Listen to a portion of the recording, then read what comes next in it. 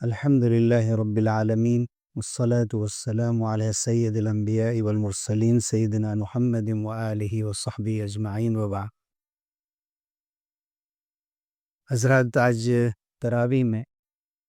سوا بارے کی تلاوت کی گئی، جس میں سورہ فاتحہ کے ساتھ ساتھ سورہ بقرہ کا ایک بڑا حصہ پڑھا گیا۔ قرآن مجید کا آغاز سورہ فاتحہ سے ہوتا ہے، اور اس سورہ کو حدیث میں فاتحۃ الکتاب بھی کہا گیا ہے۔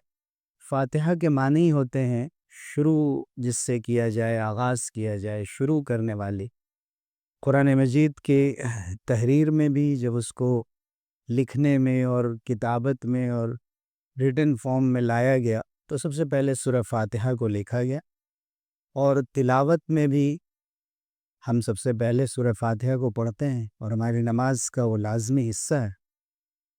اور مکی دور کے بالکل ابتدا میں یہ سورہ نازل ہوئی ہے، گویا کہ اسلام کی شروعات میں ہی اللہ تعالیٰ نے یہ تحفہ مسلمانوں کو دیا۔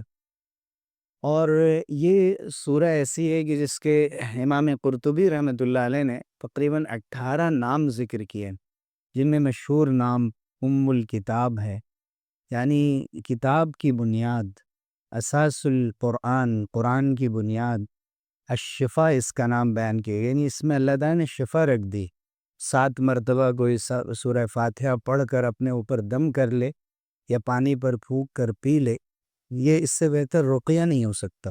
سورہ فلق، سورہ ناس اور سورہ اخلاص کے ساتھ۔ اسی طرح سے اسے وافیہ کہا گیا، کافیہ کہا گیا، یعنی بالکل کافی ہو جانے والی سورہ۔ اللہ تعالیٰ نے اس سورہ کو مسلمانوں کو اس طور پر عطا فرمایا کہ یہ تمام 113 سورتوں کا گویا کہ خلاصہ ہے۔ اس کا نچوڑ، اس کا لب لباب، اس کی پوری سمری اس سورہ کے اندر آ گئی ہے۔ حضور اکرم صلی اللہ علیہ وسلم نے فرمایا کہ میرے اوپر ایک ایسی سورہ نازل ہوئی ہے کہ تورات اور انجیل میں بھی اس کانٹینٹ اور مضمون کی کوئی سورہ یا کوئی آیت نازل نہیں ہوئی۔ حضور اکرم صلی اللہ علیہ وسلم نے حضرت ابو سعید ابن معلّہ رضی اللہ عنہ ان کو بلایا، وہ آئے۔ حضور نے فرمایا کہ مسجد سے نکلنے سے پہلے لو علمنک سورۃ ہی اعظم السور فی القرآن، تو میں ایسی سورہ سکھاؤں گا جو قرآن کی سب سے عظمت والی عظیم سورہ۔ حضرت ابو سعید ابن معلّہ جب مسجد سے نکلنے لگے تو حضور صلی اللہ علیہ وسلم کو یاد دلایا کہ آپ نے بتایا تھا کہ میں ایک سورہ کے بارے میں بتاؤں گا، تو آپ صلی اللہ علیہ وسلم نے فرمایا الحمدللہ رب العالمین۔ یہ سورہ الحمدللہ رب العالمین ہے، یعنی سورہ فاتحہ ہے۔ ہی السبع المثانی، یہ وہ 7 آیتیں ہیں جن کو بار بار دہرایا جاتا ہے، پڑھا جاتا ہے، جیسے کہ سورہ حجر میں ذکر آیا والقرآن العظیم الذی اوتیتہ، اور یہ عظیم قرآن کا حصہ ہے جو مجھے دیا گیا، جس سے مجھے نوازا گیا۔ اس سورہ کو اللہ تعالیٰ نے قرآن مجید کا خلاصہ بھی بنایا، اور قرآن مجید کا ایک فارورڈ بھی ہے، یہ ایک دیباچہ اور اس کا مقدمہ بھی ہے۔ مکی صورتوں میں سے یہ سورہ، جیسا کہ ہم نے ذکر کیا، ابتدائی سورہ۔ مکی صورتوں کے اندر عام طور سے توحید کے بارے میں بیان کیا جاتا ہے، رسالت کے بارے میں، یعنی حضور صلی اللہ علیہ وسلم اور تمام انبیاء علیہ السلام کی نبوت اور رسالت پر ایمان پر زور دیا جاتا ہے۔ اس کے ساتھ ساتھ قیامت اور آخرت کا تذکرہ ہوتا ہے۔ اگر آپ سورہ فاتحہ کے مضمون پر غور کریں تو اس میں الحمدللہ رب العالمین الرحمن الرحیم، اس کے اندر توحید کا تذکرہ، مالک یوم الدین میں اللہ کی صفت ہی بیان کی گئی ہے، لیکن روز جزا کا ذکر ہے، آخرت کا ذکر ہے، تو گویا آخرت کا، قیامت کا تذکرہ کر دیا گیا۔ اس کے بعد آپ غور کریں تو اللہ رب العزت سے مدد مانگی گئی 4تھی آیت میں کہ ہم آپ ہی کی عبادت کرتے ہیں، آپ ہی سے مدد چاہتے ہیں، یہ بھی توحید کا حصہ ہے۔ اس کے بعد اہدنا الصراط المستقیم سے آخر تک حضور اکرم صلی اللہ علیہ وسلم کی رسالت اور تمام نبیوں کی رسالت اور نبوت کی طرف اشارہ کیا گیا کہ ہمیں سیدھا راستہ دکھائی۔ لیکن یہ سیدھا راستہ کن لوگوں کا راستہ ہے؟ جن پر آپ نے انعام فرمایا، کرم فرمایا، اور یہ سب سے پہلے نمبر پر وہ لوگ ہیں جو انبیاء علیہم الصلاۃ والسلام ہیں، پھر اس امت کے جو نیک لوگ، جو صالحین ہیں، علماء ہیں، اور وہ لوگ ہیں کہ جنہوں نے دین کو سمجھا اور دین کی خدمت کی، ان لوگوں کے راستے پر چلنے کی دعا کی جا رہی ہے۔ تو گویا اشارے میں رسالت اور نبوت کو بھی بتا دیا گیا۔ اس لیے یہ کافی نہیں ہے کہ ہم صرف اللہ کو ایک مانیں، بلکہ یہ ضروری ہے کہ تمام انبیاء علیہم الصلاۃ والسلام کی رسالت پر بھی ایمان لائیں، روز جزا اور آخرت پر بھی ایمان لائیں، اور حضور اکرم صلی اللہ علیہ وسلم کو خاتم النبیین اور آخری نبی مانیں، اور اس کو بھی اپنے ایمان کا حصہ بنائیں۔ پھر اللہ تعالیٰ نے بڑی خوبصورتی کے ساتھ مسلمانوں کو سکھایا، جیسے ہم کسی کالج میں، اسکول میں جاتے ہیں یا کہیں اور اپنی کسی ضرورت سے جاتے ہیں، تو ایک فارمیٹ بنا ہوا ہوتا ہے، اس میں بڑی آسانی ہو جاتی ہے، ورنہ اپلیکیشن اپنے اپنے اعتبار سے لوگ لکھتے ہیں تو اس میں ضروری چیزیں چھوٹ بھی جاتی ہیں۔ اس لیے اللہ تعالیٰ نے ہمیں ایک فارمیٹ دیا ہے، ایک اپلیکیشن دیا ہے سورہ فاتحہ کی شکل میں، کہ یہ ہے تمہارے لیے،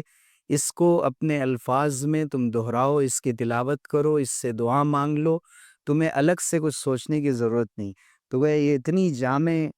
سورہ ہے کہ اگر ہم اپنی دعاؤں کی شروعات اللہ کی حمد و ثنا سے ہونی چاہیے، دعاؤں کی شروعات اگر ہم اپنی دعا میں بھی اسی سورہ کو سب سے پہلے رکھ لیں، جب خاص طور سے ہم طویل دعا مانگ رہے ہوں، تو اس سے بہتر دعا کی شروعات نہیں ہو سکتی۔ اور اسی لیے اس میں اخیر میں نہ صرف یہ کہ یہ کافی نہیں سمجھا گیا کہ ہم توحید، رسالت اور آخرت کو مان رہے ہوں اور پھر اپنی زندگی میں کسی طریقے پر بھی چل رہے ہوں، کسی تہذیب اور کلچر کو بھی اپنا رہے ہوں، بلکہ دعا کرائی گئی اہل ایمان سے کہ ان لوگوں کے راستے سے بچائیے گا کہ جن پر آپ کا غضب نازل ہوا، جن کے پاس علم موجود تھا، اس کے باوجود بے عملی کا شکار ہوئے،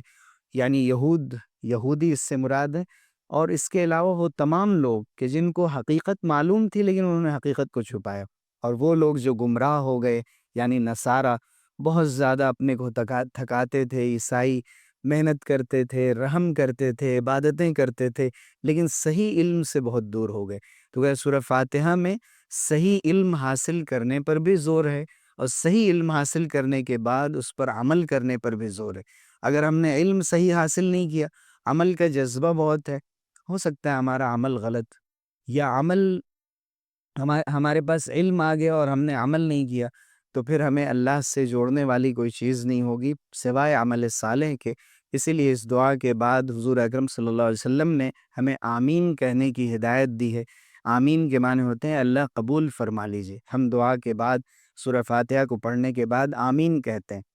اس کے بعد سورہ بقرہ ہے، اور بقرہ کے معنی گائے اور بیل کے ہوتے ہیں۔ اس سورے کے اندر گائے کا ذکر آیا ہے اور گائے کو ذبح کرنے کا حکم دیا گیا۔ دراصل بنی اسرائیل میں، یہودیوں میں ایک شخص تھا جس نے اپنے چچا کو صرف اس لیے قتل کر دیا تھا تاکہ جلدی اس کی وراثت میں اسے حصہ مل جائے، اور اس نے اپنے چچا کو قتل کر کے کسی اور کے دروازے پر لاش ڈال دی، اور دونوں میں بحث تکرار شروع ہو گئی۔ جس خاندان کا شخص قتل ہوا تھا ان لوگوں میں، اور ان لوگوں میں کہ جن کے دروازے پر ان کو ڈالا گیا تھا۔ حضور اکرم صلی اللہ علیہ وسلم کی ہدایت سے معلوم ہوتا ہے کہ حضرت موسیٰ علیہ السلام کو اللہ تعالیٰ نے بتایا کہ ایک گائے ذبح کی جائے، اور اس گائے کا گوشت اس قتل ہونے والے شخص کے جسم پر لگایا جائے، وہ خود زندہ ہو جائے گا اور بتا دے گا کہ مجھے کس نے قتل کیا ہے، جس کے دروازے پہ اسے ڈالا گیا ہے ان لوگوں نے قتل کیا ہے یا کسی اور نے قتل کیا ہے۔ ایک طرف تو یہ بہت بڑا معجزہ تھا، اللہ کی طرف سے اپنی قدرت کا اظہار تھا۔ دوسرے، کبھی بھی جو وحی نازل ہوتی ہے اور جو اصلاح کا عمل کیا جاتا ہے یا نبی کے ذریعے سے جو حکم دیا جاتا ہے، اس وقت کبھی کبھی اس کا کوئی بیک گراؤنڈ پایا جاتا ہے، کوئی واقعہ پیش آتا ہے۔ تو ایک تو یہ ایک شخصی واقعہ تھا، لیکن اس کے ساتھ اس سماج میں بہت سے لوگوں نے انکار کر دیا تھا کہ مرنے کے بعد ہمیں دوبارہ نہیں اٹھایا جائے گا۔ تو اللہ تعالیٰ نے ایک قتل ہونے والے شخص کو دوبارہ زندہ کر کے اس یقین کو تازہ کرایا کہ دوبارہ اللہ تعالیٰ قدرت رکھتا ہے کہ انسان مر جائے، پھر اللہ تعالیٰ اسے آخرت میں اٹھا کر اور قیامت کے دن اسے حاضر کر دے۔ اسی طرح مصریوں کے ساتھ رہنے کی وجہ سے بنی اسرائیل کے اندر گائے کی بڑی عظمت پیدا ہو گئی تھی۔ گائے کی وہ عبادت کرنے لگے تھے، بچڑے کی عبادت کرنے لگے تھے۔ تو اللہ تعالیٰ نے ان کو جو سزا بھی دلوائی وہ اسی گائے کو ذبح کرنے کی سزا دی، تاکہ ان کے دل میں جو اللہ کو چھوڑ کر اور توحید کو چھوڑ کر جو عظمت کسی اور کی پیدا ہو گئی ہے، وہ بھی ایک جانور کی، ایک بے زبان جانور کی، یہ عظمت ان کے دل سے نکلے۔ تو اللہ کے تمام احکام میں بہت سی مصلحتیں اور بہت سی حکمتیں ہوتی۔ اس سورہ بقرہ کی بھی بے شمار فضیلتیں حدیث میں وارد ہوئی۔ حضور اکرم صلی اللہ علیہ وسلم نے فرمایا کہ لا تجعلوا بیوتکم مقابر، اپنے گھروں کو قبرستان مت بناؤ، بلکہ تم اس میں سورہ بقرہ کی تلاوت کرو۔ فإن الشیطان ينفر من البیت الذی تقرأ فیہ سورۃ البقرہ، او کما قال علیہ الصلاۃ والسلام، کہ جس گھر میں سورہ بقرہ کی تلاوت کی جاتی ہے وہاں سے شیطان دور بھاگتا ہے۔ کہیں آپ نے یہ فرمایا کہ فإن أخذها برکہ وترکها حسرہ ولا يستطيعها البطلہ، کہ تم سورہ بقرہ کے پڑھنے کا اہتمام کرو، اس لیے کہ اس سورہ کو اختیار کرنا، اس کی تلاوت کرنا، اس کے معنی کو سمجھنا یہ برکت کی بات، اور اسے چھوڑ دینا یہ محرومی کی بات۔ اور جادوگر، بطلہ کے معنی باطل پرست لوگ جو باطل پر چلنے والے ہیں، اور یہاں مراد علماء نے لکھا ہے سحرہ،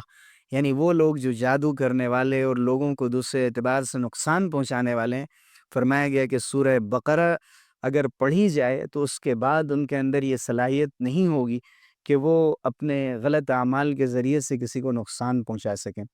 حضور اکرم صلی اللہ علیہ وسلم نے فرمایا کہ یہ فسطاط القرآن ہے، یعنی قرآن کا خیمہ ہے۔ قرآن کو اگر ایک ٹینٹ کی شکل آپ دے دیں تو سورہ بقرہ اس کا سب سے خوبصورت اور نمایاں حصہ ہے۔ حضور اکرم صلی اللہ علیہ وسلم پر یہ سورہ اس وقت نازل ہوئی جب مسلمان مدینہ ہجرت کر چکے تھے، یعنی سورہ فاتحہ مکی دور کے بالکل شروع میں نازل ہوئی، اور سورہ بقرہ ہجرت کے بعد مدینہ میں نازل ہوئی۔ مدنی سورہ اس سورہ کو کہتے ہیں جو ہجرت کے بعد نازل ہوئی، اور مکی سورہ وہ ہے جو ہجرت سے پہلے نازل ہوئی۔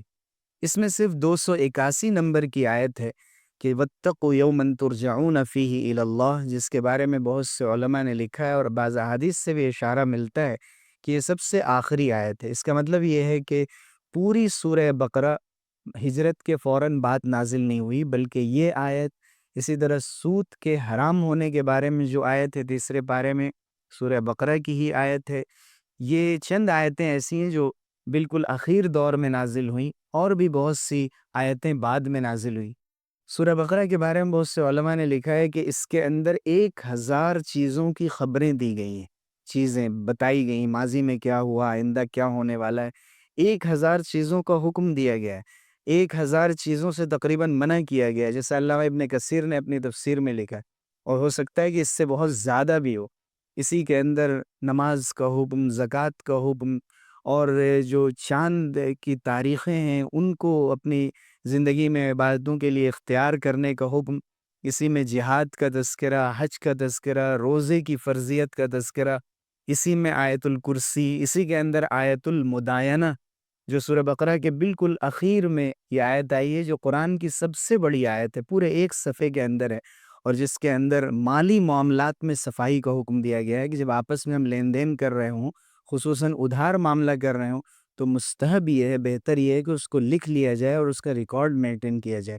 یہ اور اس جیسی بہت سی چیزیں اس سورے کے اندر آئی ہیں۔ میں صرف فضائل پر آج اکتفا کرتا ہوں، انشاءاللہ اس کے اور جو مضامین ہیں ان کو کل کی تفسیر میں شامل کروں گا، اور کل انشاءاللہ اس سے پہلے ہم فارغ ہو جائیں گے۔ آپ سے گزارش ہے کہ تراویح کے ساتھ ساتھ آپ تفسیر کے لیے بھی وقت فارغ کریں، تاکہ کچھ نہ کچھ ہمیں مختصر طور پر معلومات ہوتی رہے کہ قرآن میں کیا پڑھا گیا اور کیا کہا گیا ہے۔ اللہ تعالی ہم سب لوگوں کو عمل کی توفیق سے نوازے، آمین، وآخر دعوانا الحمدللہ۔